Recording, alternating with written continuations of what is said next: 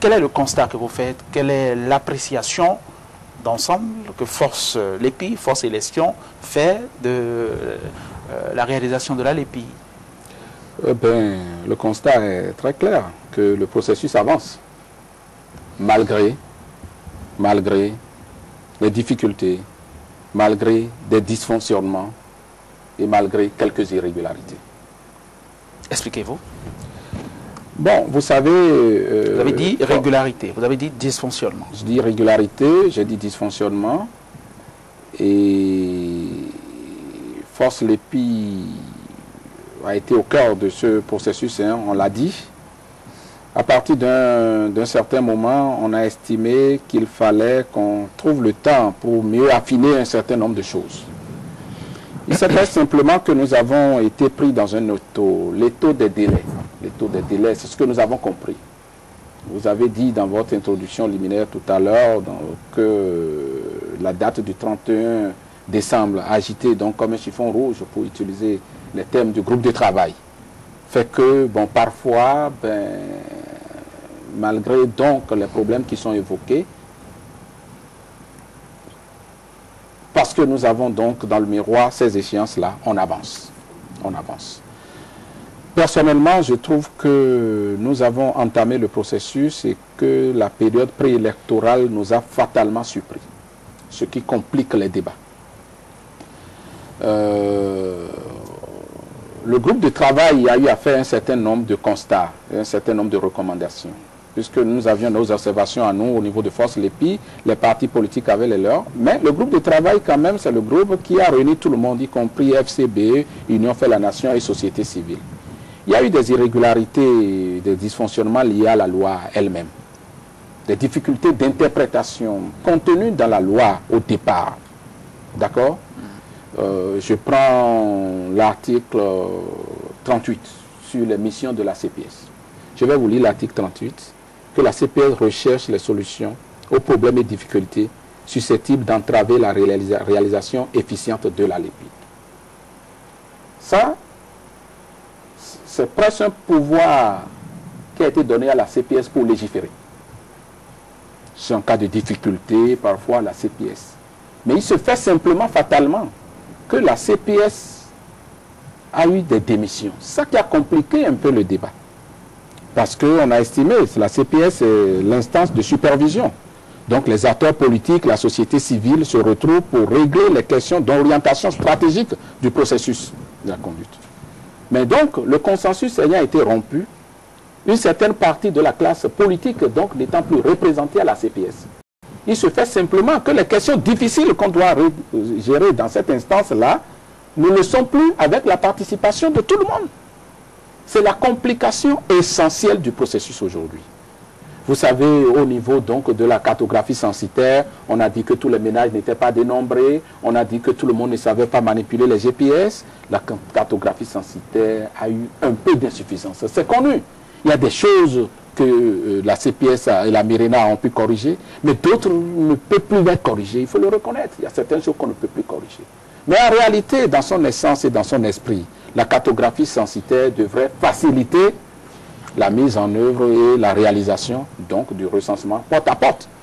Naturellement, nous sommes passés au recensement porte-à-porte avec son lot de problèmes aussi, donc des ménages qui n'ont pas été dénombrés. Bon, on l'a dit aussi en son temps. Aujourd'hui, nous sommes passés à la phase d'enregistrement. Tant mieux, tous les médias sont dans le processus aujourd'hui et puis donc il y a des documentaires qui se font sur ce qui se fait et le cours au quotidien donc du processus. Je ne voudrais pas personnellement qu'on ressasse tout ça. Le problème essentiel aujourd'hui, c'est que tout cela se fait alors que le consensus est rompu au cœur de la CPS. Et pour amener le consensus, certains réclament une pause pour pouvoir évaluer, avancer. Les autres disent non, on n'a pas besoin de pause, avançons tout en évoluant. C'est comme certains, ils donnent une image, vous savez, ils sont en train de rouler, le pneu de véhicule est trouvé, on dit arrêtons pour réparer le pneu, on dit non, le vulcanisateur va réparer le pneu pendant que le véhicule évolue. Le discours a été un peu brouillé au départ. Et c'est cela, fatalement, qui nous conduit à ce dilatoire et à ce dialogue de dessous.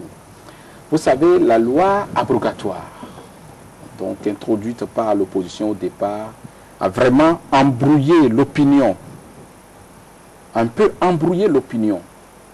Si bien ils ont donné l'impression de ne pas vouloir du tout. Ils ont donné l'impression de ne pas vouloir du tout du processus. De la LEPI. De la LEPI. L'impression là, ça a été... Ça et donc les autres se sont dit... Les autres se sont dit, voilà, vous savez, c'est ils ne veulent pas, donc on avance. En réalité, la pause qu'ils réclament, c'est pour bloquer. En réalité, quand ils disposent, c'est pour bloquer. Ils ne veulent pas. À partir de cet instant, même les questions les plus objectives qu'ils posent ne sont plus écoutées, ne sont plus entendues. Voilà fatalement là où nous en sommes. Et c'est pourquoi nous, notre rôle aujourd'hui, n'est pas donc de titiller, d'insister sur les dysfonctionnements. Mais ils ont changé de discours en temps. Depuis le moment, ils disent, nous voulons la LEPI, il y a des incorrections. Nous les avons rencontrés. En aucun moment, ils nous ont dit qu'ils ne voulaient pas de la LEPI. Mais je dis la loi abrogatoire dans l'opinion. Ça a été exploité ici, certains qui se sont expliqués pour dire, nous avons noté.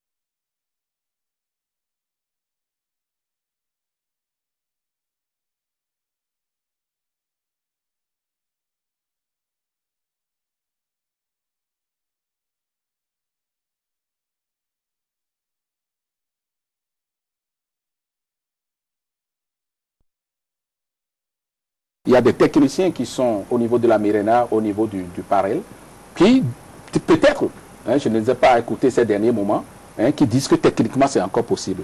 Mais il n'y a pas que les données techniques aujourd'hui à 4 mois des élections présidentielles. Il n'y a pas que les données techniques. Et c'est pourquoi je dis, techniquement, la LEPI n'a qu'à suivre son cours. Aujourd'hui, c'est très clair que...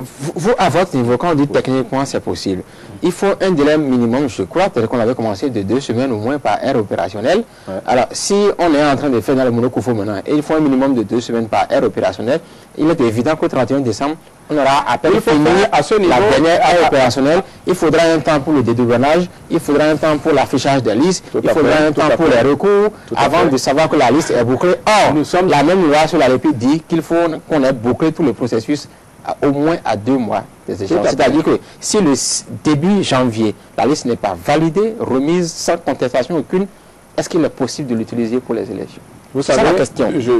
Vous comprenez bien que j'évite un peu les jugements au niveau où on est.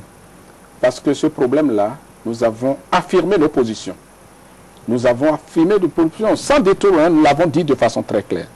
Aujourd'hui, nous sommes à 4 mois du scrutin. Nous avons appelé la fois dernière la 4+6 au dialogue. Nous envisageons de jouer un rôle dans cette médiation pour que les forces politiques se voient et se parlent sur les élections prochaines.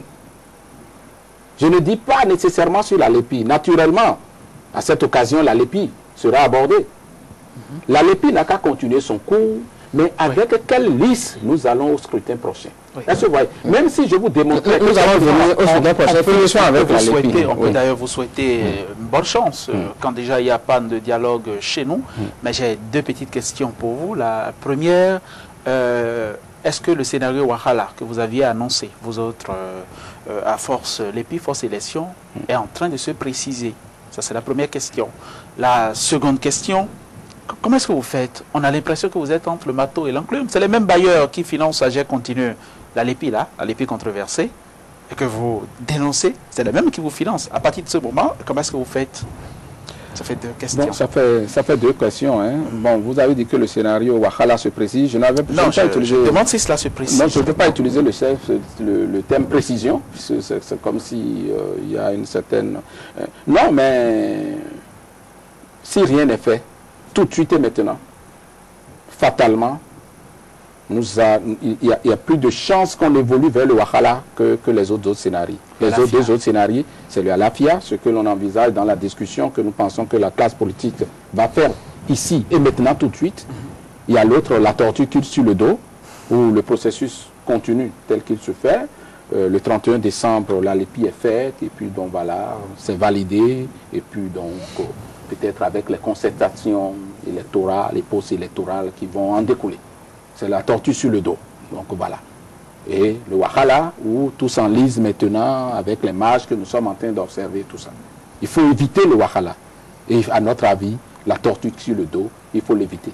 Parce que la tortue sur le dos, même si au bout du rouleau, on arrivait à dégager tant bien que mal un président de la République, la gestion du pouvoir après, quel qu'il soit, c'est une question qui est difficile. Parce que les contestations vont émerger de partout. Le système va se durcir parce que face aux contestations et tout ça, et puis là, ce ne serait pas bien pour le développement. Donc, c'est